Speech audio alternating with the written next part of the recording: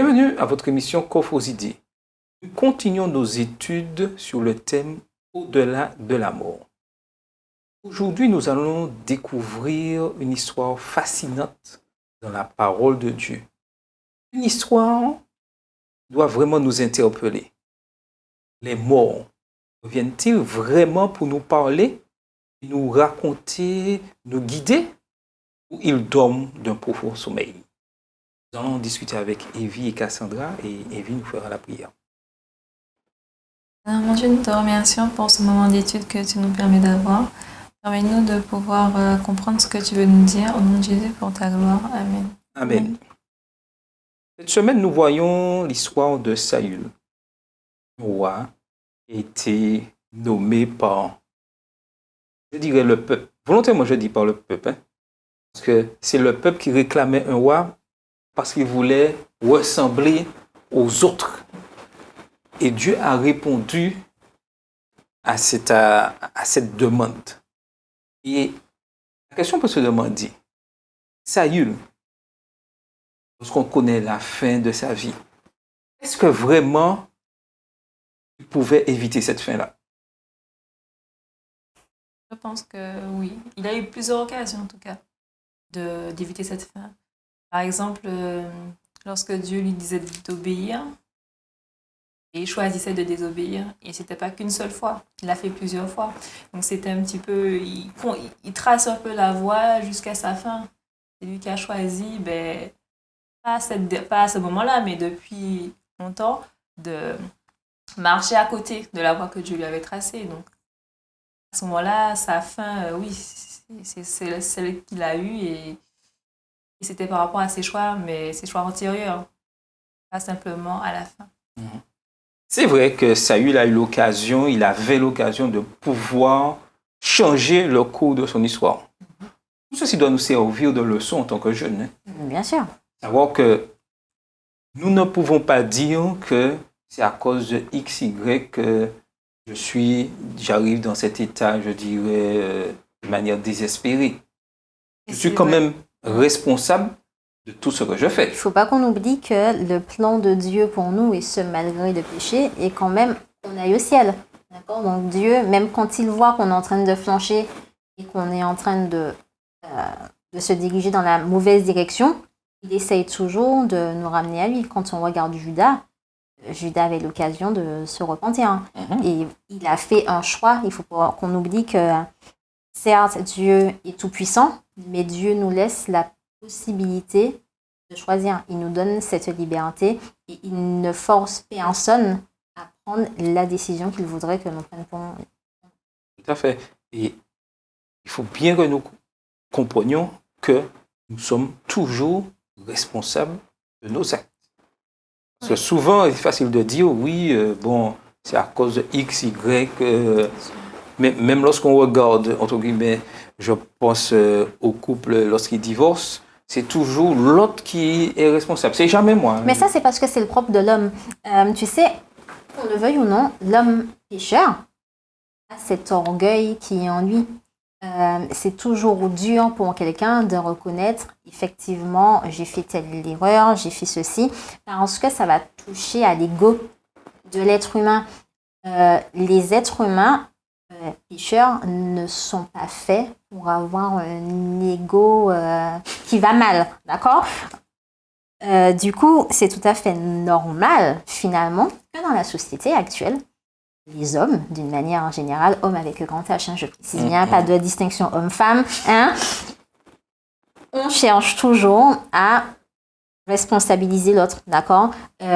Si la femme n'a pas vu la robe, ce sera toujours de la faute du mari qui aura jeté le truc à la poubelle. Si le mari n'a pas fait tes trucs, ce sera toujours la faute de la femme qui n'a pas préparé le repas. Bref. Par contre, ce que Dieu nous demande, c'est justement qu'on fasse abstraction de cet ego et que l'on soit prêt à prendre nos responsabilités. Oui, mais c'est pas des fois évident. Mais non, c'est pas évident, mais c'est un travail de longue haleine. Écoute, on a bien compris, hein, d'ailleurs, ce questionnaire nous l'a bien montré encore, et le questionnaire précédent aussi. La route du chrétien n'est pas toujours facile. C'est un travail de longue haleine, c'est un marathon, Hein, ce n'est pas un sprint, donc on y va petit à petit. On grandit au fur et à mesure. Et le but, finalement, est que l'on ait un caractère semblable à Dieu pour aller au ciel. Oui, tout à fait. Mais revenons à Saül. Lorsqu'on lit dans 1 Samuel 28, verset 6, ce qui est dit. Saül consulta l'Éternel, et l'Éternel ne lui répondit point, ni par des songes, ni par l'Urim, ni par les prophètes. Saül se trouve dans une situation où il cherche à avoir une relation avec Dieu. Est-ce que c'est vrai? Est-ce qu'il cherche vraiment à avoir une relation avec Dieu ou est-ce qu'il est... Il cherche au moins à l'entendre. Il cherche à avoir une réponse. Alors ça, oui, il cherche à avoir une réponse. Parce que quand on regarde avant l'histoire de Saül, Saül était... avait mauvais esprit. On dit que David venait jouer, etc. Et quand on regarde toute l'histoire, à chaque fois, Dieu l'interpelle, Saül, et au lieu de Dieu il va à droite et lui il va à gauche systématiquement. Systématiquement, il prend le pas de faire le contraire. Et Dieu à chaque fois lui donne des instructions et au lieu de les suivre, il fait le contraire. Et là, il dit, il veut consulter l'Éternel, il veut entendre la voix de Dieu. En fait, il cherchait des réponses bien précises. Et je ne sais pas pour vous, mais moi, ça me rappelle nous, en fait. Hein. Oui. Quand on prie Dieu, le plus souvent, on veut des réponses précises. On a des idées derrière la tête. Et en fait, c'est ce que l'on a envie d'entendre dans la réponse de Dieu. Et qu'est-ce que Saül décide de faire? Puisque il supplie Dieu, il prie. Qu'est-ce qu'il décide de faire?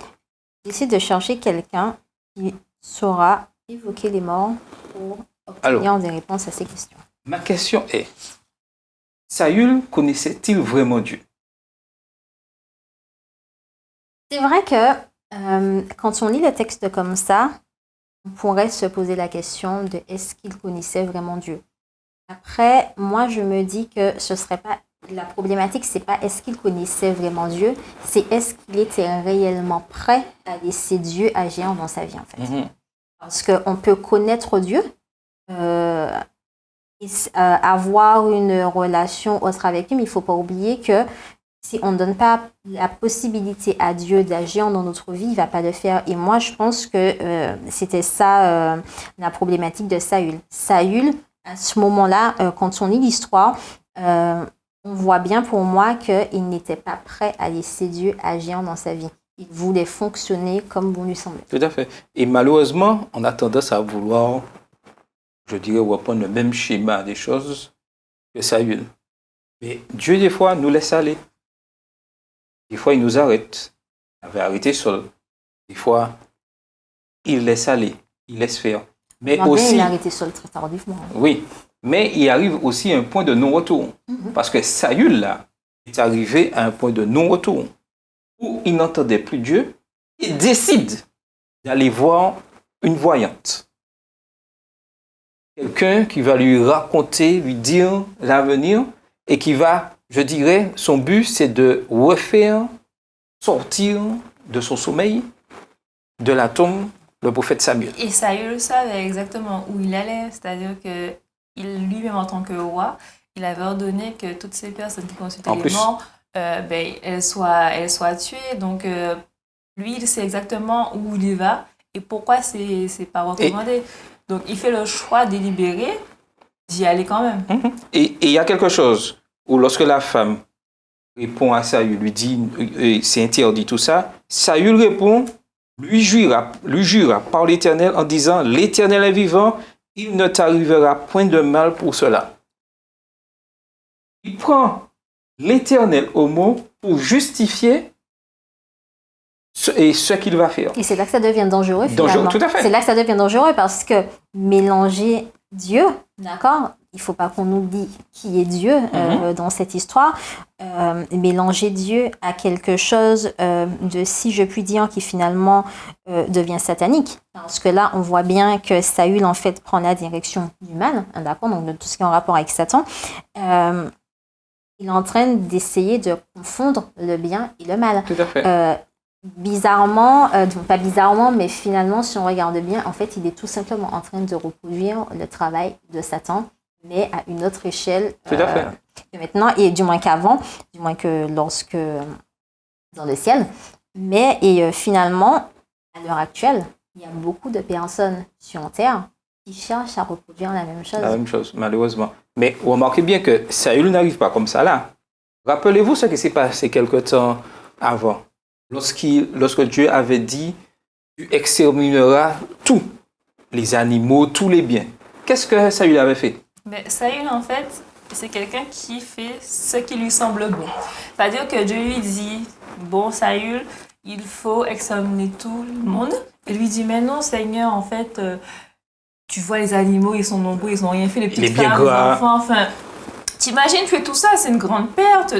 J'ai compassion de Seigneur, comme si qu'il a plus compassion des personnes que Dieu lui Saül cherche son propre intérêt. Oui, attends, et pour justifier ça, il dit qu'il va prendre les meilleurs pour faire des offrandes. Hein? Pour faire des offrandes, c'est-à-dire qu'en fait... Offrandes. Mais en fait, grâce à Dieu, c'est ce que tu demandes. En fait, c'est même pas ça. En fait, Saül est tout simplement en train de tromper Dieu. Il essaye de tromper Dieu devant les hommes. Par contre, ce que Saül a oublié, c'est que nul ne peut tromper Dieu. On va pouvoir, entre guillemets, tromper Dieu devant les hommes, mais on ne va pas tromper Dieu en lui-même parce que Dieu connaît notre cœur. Donc, je pense que de toutes les manières, Dieu le savait parce que Dieu est omniscient, omnipotent, omniprésent. Dieu connaissait le cœur de Saül et je pense que pourquoi Dieu a permis que Saül aille aussi loin, c'est parce que jusqu'à la fin, Dieu a espéré que Saül puisse reconnaître en fait ses erreurs et puisse reprendre un bon chemin. Tout à fait. Mais lorsqu'on regarde l'histoire, nous aujourd'hui, des fois nous faisons pareil. Nous savons que là où nous allons, c'est mal. Nous disons oui, Seigneur, c'est pour... entre guillemets, porter un bon témoignage. C'est être borné, en fait. On va toujours chercher à défendre notre propre intérêt. Si on a besoin de la nouvelle voiture, on va bien sûr trouver tous les arguments pour le Seigneur. Mais en fait, si tu me donnes la voiture à 6 chevaux, mais tu penses bien, Seigneur, je vais pouvoir arriver plus vite à l'église. Et puis, attends, tu penses bien que je vais pouvoir, mais attends, je vais pouvoir même participer à des rallyes pour gagner de l'argent pour ta cause, Seigneur. Tu vois, on va toujours chercher. Et puis, l'autre qui va te dire, mais regarde, Seigneur, je te demande 3 places en plus dans ma voiture, mais c'est pour récupérer toutes les personnes que je vais croiser sur la route pour les ramener à l'église. On va toujours chercher tous les arguments. Ce que je trouve fascinant, c'est que parfois, Dieu va permettre ce que l'on va demander. Il ne va pas permettre juste pour que nous soyons heureux, mais c'est parce qu'à travers les conséquences éventuelles qui vont pouvoir arriver, Dieu a toujours une leçon en fait à nous ramener. Ce qui est dommage, c'est que dans notre vie actuelle, on a souvent besoin de toucher le fond, alors que, du moins pour savoir que c'est pas bon, alors que Dieu nous donne déjà des exemples qui finalement sont des avertissements. Tout à fait. Je mets toujours en garde. Ce qui me parle dans l'histoire de Saül, c'est qu'en fait,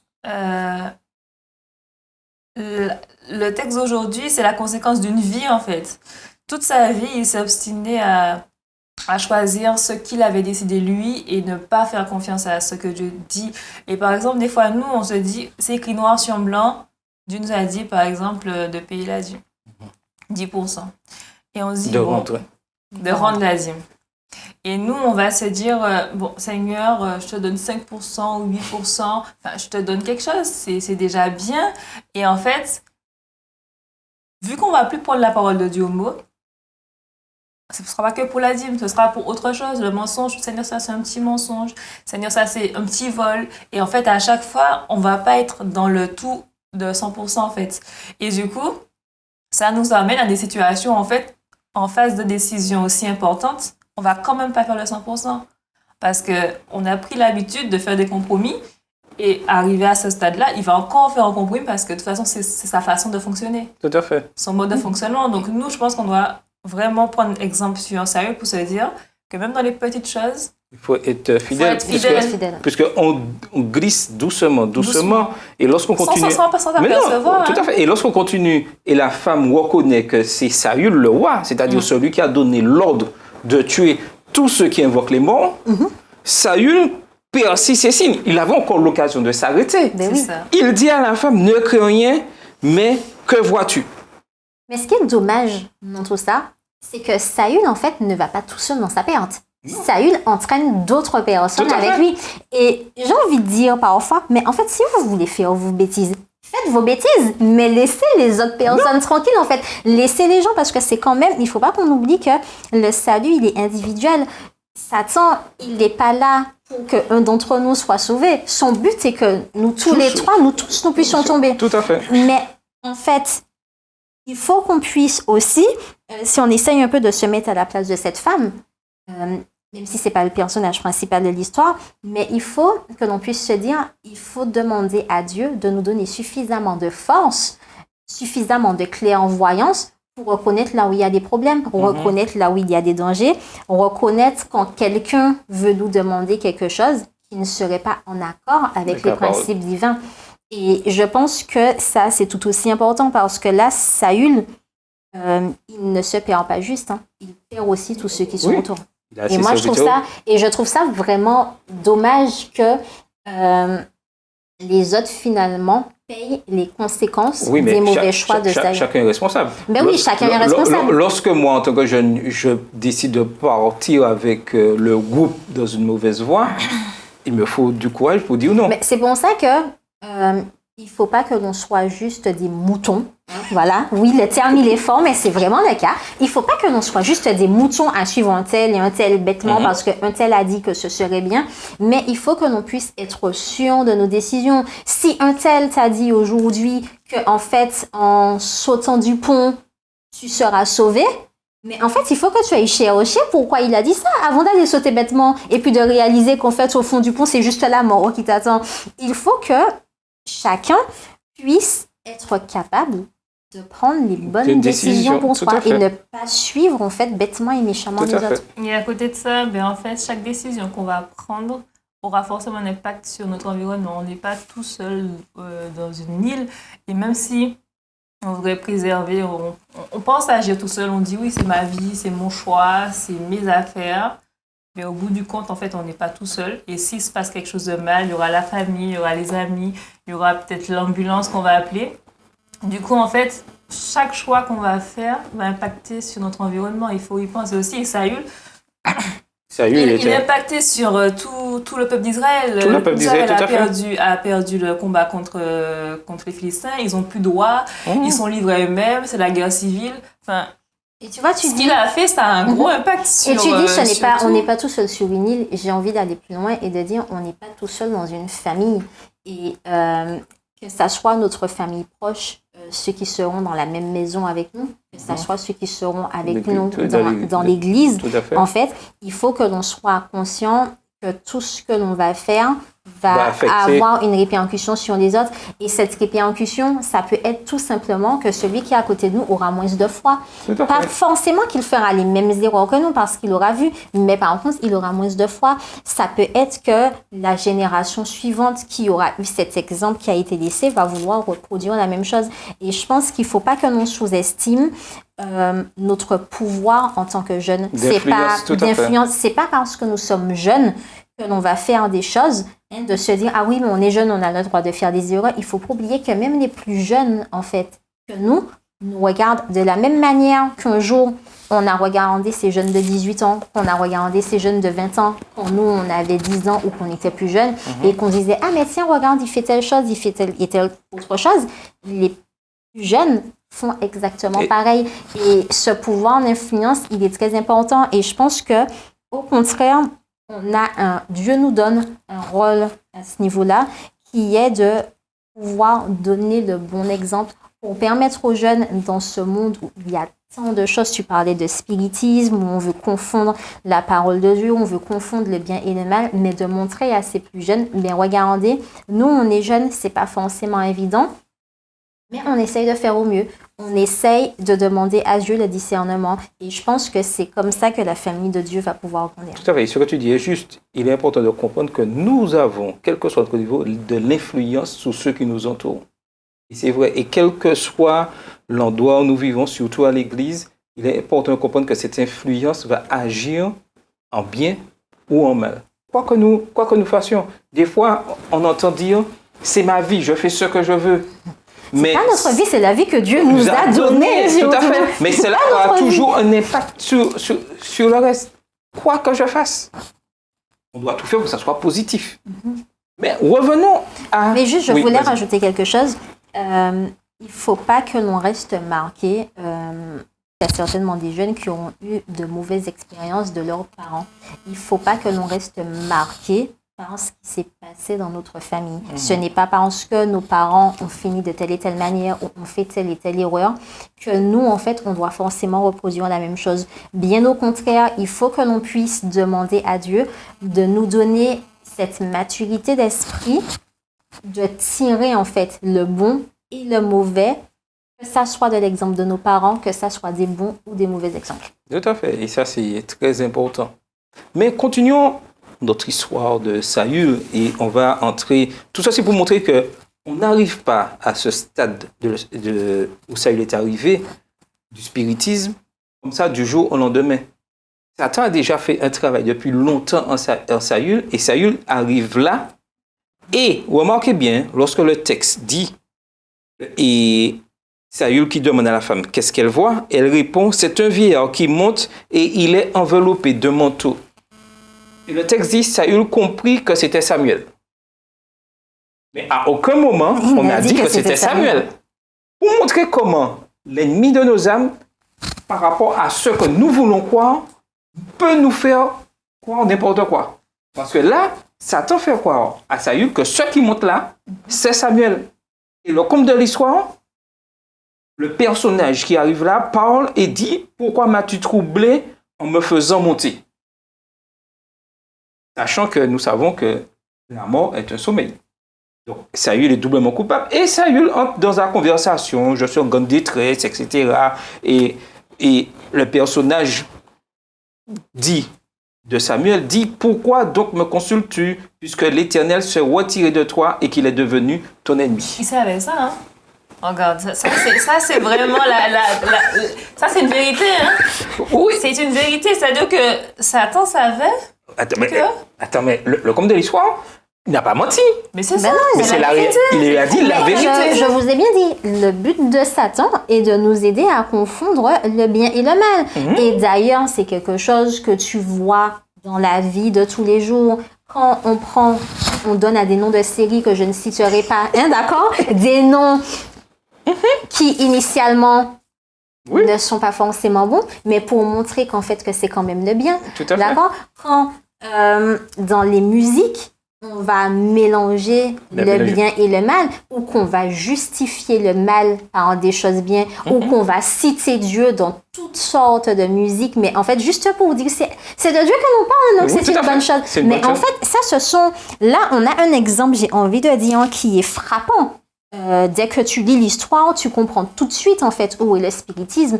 Mais il faut qu'on soit conscient que dans la vie de tous les jours, le spiritisme, il est beaucoup plus subtil que ça. Tout à fait. Le spiritisme, ça passe par toutes les musiques qu'on va écouter, où on va essayer de mélanger le bien et le mal. Ça va passer par par les jeux vidéo, où on va te faire croire que tu es quelqu'un, ce n'est pas grave.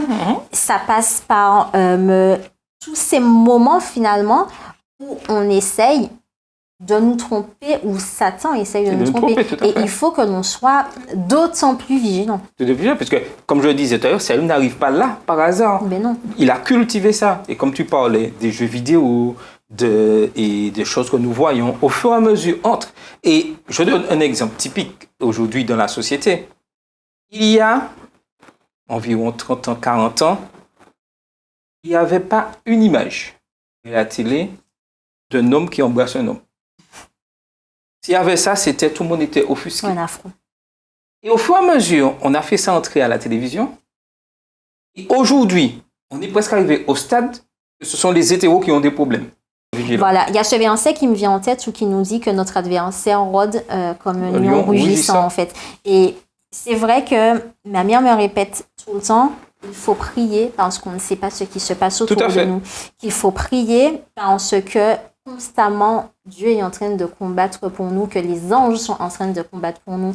Et je pense qu'il faut qu'on arrête de penser que tout ça, ce sont des choses abstraites. Cette histoire, elle est bien là pour nous montrer, et même quand on voit tout ce qui se passe dans ce monde, que ce sont des choses qui sont véridiques et qui sont d'autant plus de notre temps où Satan veut réellement nous perdre parce qu'il sent que la fin est proche. Parce que lorsqu'on regarde l'histoire, tout ce que le personnage raconte est vrai. La seule erreur, c'est que c'est un mort au réveil, pour dire une vérité. Et à qui on parle. Et à qui on parle. Et la Bible dit que la mort, c'est un sommeil. Il est impossible que mort revienne à la vie comme ça. Là devant les choses, c'est quelque chose que l'on va voir, mais tout bêtement et méchamment appris aux enfants. Oui. Dans les histoires, tu sais, dans tous les films, là, machin, on va toujours dire, si un tel est mort, mais regarde l'étoile là-haut, tu peux parler, l'étoile te regarde. Immortalité de l'âme. Voilà. Et en fait, c'est quelque chose que l'on apprend dès le plus jeune âge aux enfants. Donc, il n'est jamais trop tard, si c'est ce que l'on a pensé, si on a cru à un moment donné pour ne plus le croire.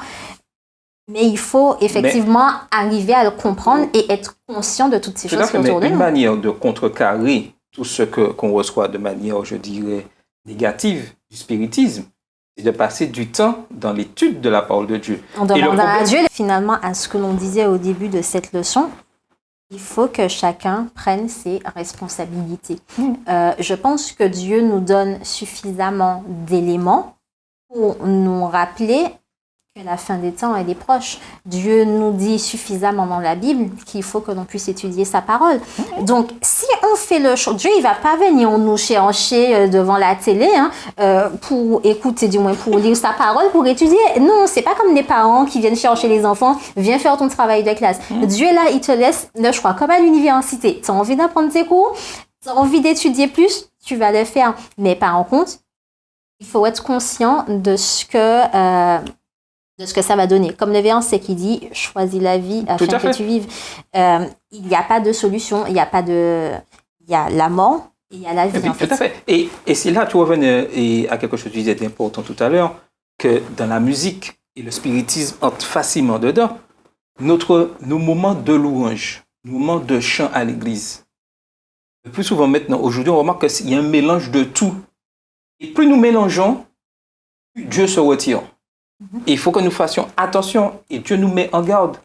Aujourd'hui, nous avons, je dirais, le hymne louange, nous avons des chants spécifiques de chez nous, mais je ne dis pas que c'est le plus parfait, mais il y a eu un travail qui a été fait. Mais nous aimons prendre tout ce qui vient de l'extérieur sans savoir si c'est bon et le placer dans le culte d'adoration. Le problème, c'est qu'on aime se dire à partir du moment où il y a Dieu, c'est bon. Mais en fait, c'est pas ça. Il faut être conscient que le spiritisme, c'est pas juste les paroles. Ce sera aussi la tonalité, ce seront les instruments qui seront autour, les accords joués, le tempo. Et je me rappelle d'un séminaire que j'avais suivi où on nous en parlait.